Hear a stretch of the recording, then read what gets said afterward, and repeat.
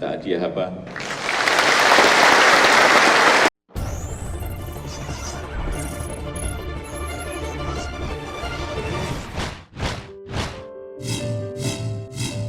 Hai semua, orang baik-baik, apa kabar kalian sekarang di weekend ini? Semoga Anda menikmati liburan ini, mengisi energi untuk aktivitas kembali di Senin yang akan datang. Oke, hari ini kita mau berbicara tentang kenapa sih ada orang begitu tidak suka dengan Presiden Jokowi, dan alasan apa sih sebenarnya harus milih dia di antara Capres Jokowi dengan Capres Prabowo.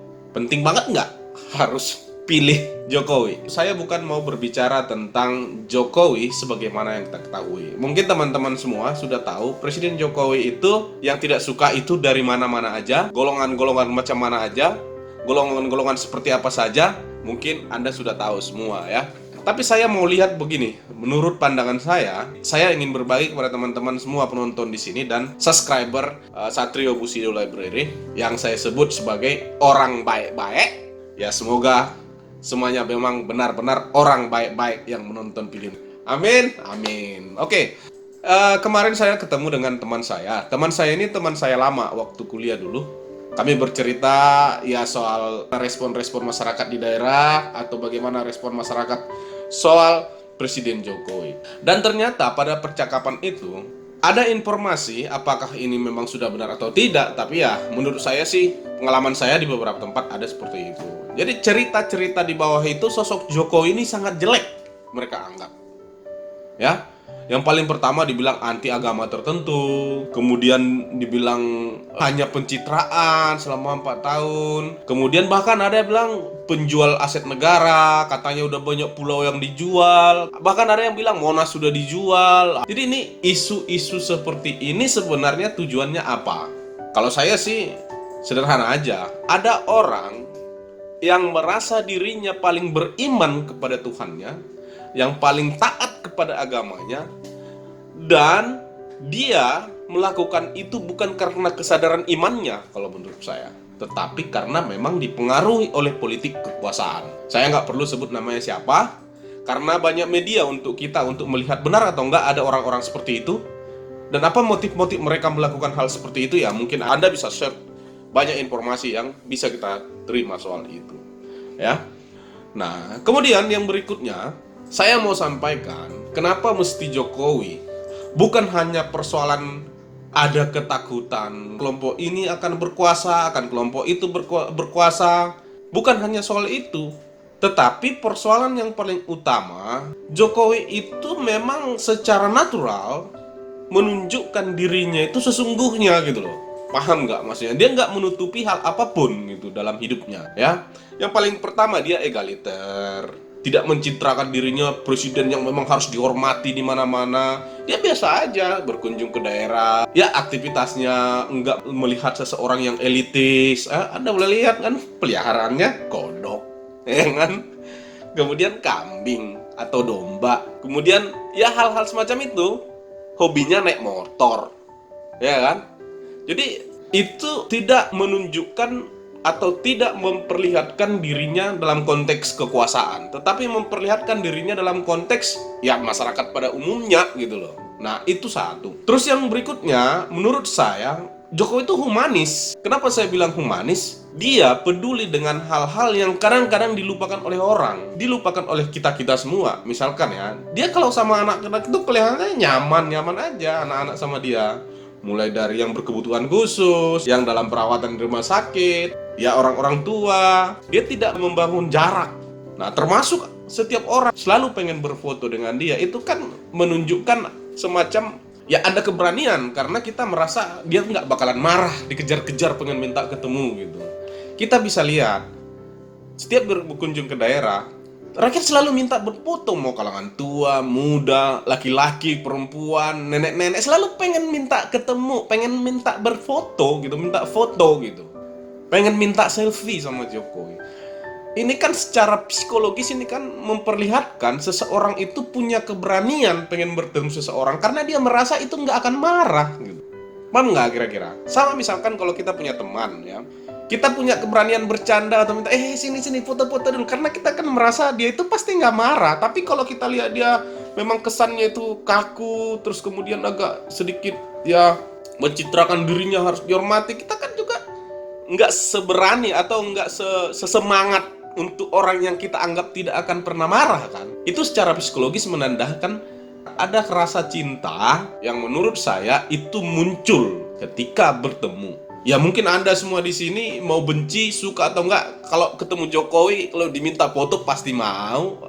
Saya mau menyatakan itu karakter yang menurut saya natural. Terus yang berikutnya, saya melihat Jokowi itu memang orang yang mengakui apa yang menjadi kerja keras orang lain. Kenapa saya bilang demikian? Salah satu video ini misalkan ya. Tadi ada 4 babinsa tadi mau berdiri. Minta hadiah apa?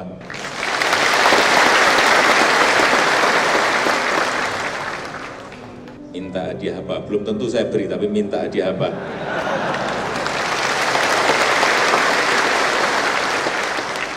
Izin Bapak Presiden Republik Indonesia, Seksana Mayor Puspa, izin kami yang di Kepulauan sana, mungkin ketemu dengan Presiden, mungkin hanya kali ini mungkin karena kejauhan. Dengan kesempatan ini saya mohon petunjuk kepada Bapak Presiden, yang mana kami di Kepulauan sana, anak-anak kami yang ingin melanjutkan di karir di TNI, kami mohon petunjuk. Demikian Bapak Presiden. Apa tadi? Anak-anak kami yang berada di kepulauan sana yang ingin menitip karir di militer, kami mohon petunjuk Bapak Presiden.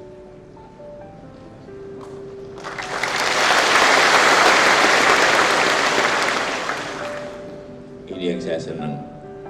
Disuruh minta hadiah masih memikirkan yang ada di sana. Yang lain minta apa? Izin dari Koptuaya Salam yang kami ingin minta untuk warga di Paralampe untuk difasilitasi alat untuk melanjutkan pembuatan pupuk cair. Siap, seperti moleng untuk pencampuran supaya kami tidak menggunakan alat tangan. Mohon izin Bapak Presiden, nama saya Serka Muhammad Darwis dari Kodim 1412 Kolaka. Sesuai harapan kami yang saya minta, kami Babinsa yang dari Kodim Kolaka, yang dimana Kodim Kolaka itu memiliki 3 kabupaten. Mohon izin Bapak Presiden, kiranya rekan-rekan kami yang Babinsa masih banyak yang belum memiliki atau mendapat roda 2, kiranya difasilitasi. Ya, roda 2 nanti Panglima nggak dikirim. Tadi yang saya tanya itu sebenarnya pribadi. Pribadi bapak-bapak ini minta apa? Ini nggak ada yang minta, ya sudah.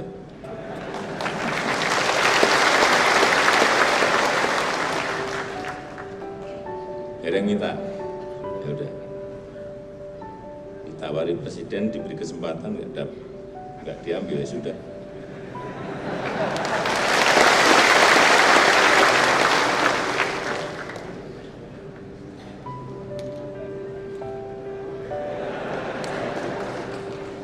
Keempat personil Babinsa yang telah berprestasi tadi telah diberikan hadiah oleh Bapak Presiden Republik Indonesia, yaitu berupa umroh.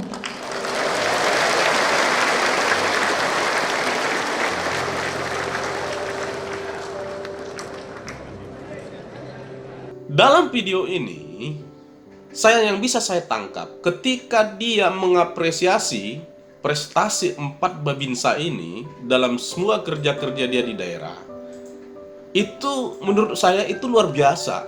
Kenapa? Dia bertanya, saya dengar tadi ada yang berprestasi 4 Babinsa, mohon berdiri.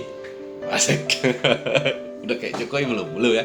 Nah, dia bertanya, mau hadiah apa? Coba bayangin, emang itu tanggung jawab mereka kan, tugas mereka di daerah itu kan. Tetapi ini memberi motivasi secara nggak langsung, dia memotivasi yang lain agar bintara pembinaan desa itu ya benar-benar mereka melakukan sesuatu yang berguna untuk daerah mereka gitu.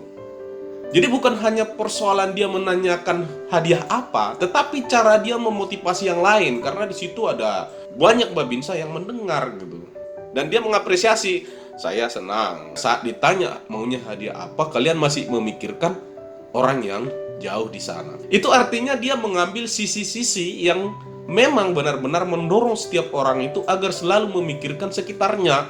Nah kemudian karena memang secara pribadi juga pengen diapresiasi Presiden Jokowi, meskipun mereka sudah meminta untuk kebutuhan masyarakat di daerah mereka mengabdi, Presiden Jokowi memberikan hadiah yang lain gitu ya, diberikan hadiah umroh bagi mereka. Itu artinya karakter-karakter yang dimilikinya itu di samping humanisme, kemudian egaliter, kemudian respect terhadap yang lain, terus itu penghargaan terhadap prestasi orang lain gitu, penghargaan terhadap kerja keras orang lain. Nah, ini menurut saya yang tidak dimiliki oleh capres yang lain, sehingga yang muncul itu adalah pengembangan isu-isu yang berefek, yang menyebabkan kita ini sekarang dikacaukan pikiran-pikirannya. Kenapa saya bilang dikacaukan? Ada logika-logika yang didorong membalik logika-logika kita itu. Masa sih orang berprestasi itu dianggap sesuatu yang buruk? Masa sih orang yang bekerja itu atau pemimpin atau presiden yang bekerja maksimal itu dianggap sesuatu yang buruk? Masa sih presiden yang dekat dengan rakyatnya itu dianggap sesuatu yang buruk dan pencitraan? Ininya itu loh, dibalik-balik. Nggak mau mendefinisikan seperti orang-orang lain yang mendefinisikan. Karena saya yakin perbedaan-perbedaan akan muncul di setiap kehidupan kita. Tetapi yang menjadi persoalan ketika perbedaan-perbedaan itu, kita harus merendahkan martabat orang lain dengan sebutan-sebutan nama-nama binatang. Itu saya yang nggak mau. Padahal kalau kita mau fair misalkan, ada banyak kebohongan-kebohongan atau banyak informasi-informasi yang menyesatkan, memang yang sengaja kok dibangun oleh orang yang tidak senang Jokowi memimpin kembali. Jadi pada akhirnya saya harus katakan tidak ada alasan untuk tidak mendukung Jokowi periode kedua. Terlepas Anda mau bilang saya itu kampanye atau enggak, tetapi menurut saya bangsa ini harus sama-sama kita dorong agar semua berkesempatan. Karena menurut saya gini ya, banyak yang tidak senang dengan Jokowi itu memang pendidikannya tinggi-tinggi, punya pendidikan di luar negeri sana. Mestinya kan dia bisa melihat dan mengukur seberapa kemampuan Jokowi itu dari sisi ilmu pengetahuan yang dia miliki. Tetapi yang ada, mereka malah menggembos. Artinya apa? Kalau menurut saya, ada semacam rasa iri atau rasa tidak terima di hatinya. Saya ini kan berpendidikan, doktor ekonomi, saya itu lebih hebat dari dia. Saya sudah pernah memimpin kesatuan, memimpin tentara. Jadi ada semacam, lu kan orang desa, lu kan cuma tamatan S1. Jadi seolah-olah semacam rasa iri bahwasanya anak ini kok bisa gitu. Nah, tapi ya itulah, kan memang kita harus jeli melihat informasi-informasi ini. Saya tidak berusaha untuk meyakinkan Anda bahwasanya hanya Jokowi yang terbaik di Republik ini. Enggak. Tetapi saya berkeyakinan hanya Jokowi di antara pilihan ini yang berpengalaman dan sudah membuktikan kerjanya. Jadi kalau Anda punya ini tidak terbalik, ya selayaknya ya pilih hanya satu. Ya kan? Oke guys, mungkin itu dulu berbagi informasi kita pada hari ini. Mudah-mudahan Anda semua tetap memelihara rasa sabar dan meyakinkan siapapun agar proses pembangunan pada periode kedua tetap pada tracknya, tetap pada cita-citanya, tetap pada persiapan-persiapannya. Oke, itu yang bisa kita sampaikan untuk hari ini. Tetaplah menjadi orang baik-baik dan dukung orang baik-baik. Oke, terima kasih semua telah menonton video ini. Sampai ketemu kita di video berikutnya.